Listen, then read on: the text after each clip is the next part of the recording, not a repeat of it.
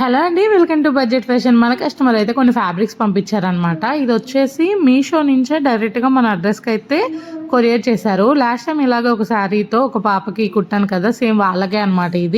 ఇది వాళ్ళ మమ్మీకి నార్మల్గా కింద ప్యాంట్ అట్లా చున్నీ వేసుకునేలాగా స్టిచ్ చేయమని చెప్పారు.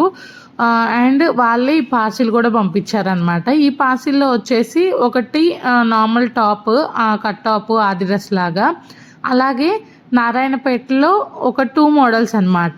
నారాయణపేటలో కూడా మీరు చూసినట్లయితే ఒకటి మీషో నుంచి ఆర్డర్ పెట్టారంట. అదైతే కాటన్ కాదు, సిల్క్ది.